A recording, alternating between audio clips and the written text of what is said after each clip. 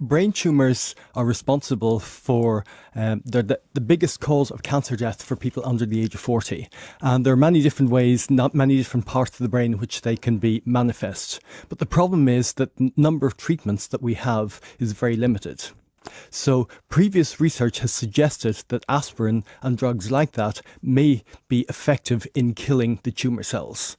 However, so you already knew that aspirin yes. could help. Yes. Now, the key is this, is it, that liquid aspirin helps in a way that pills don't? Exactly. Because despite what may be on the box, the existing aspirin is not soluble. It actually forms a suspension, and that isn't able to get into the brain. The brain is covered by a membrane called the blood-brain barrier, and this prevents a lot of drugs and other compounds from entering.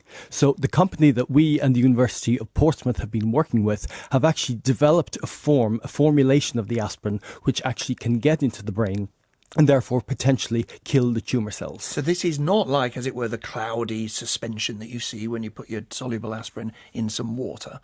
No, this is definitely a soluble form. You would, if you look at it, it would just look like any other form of liquid, basically like water. Now, at this stage, early stages, I assume, what are you hoping for? That it just holds back the development of tumours, or that it might actually be some form of cure?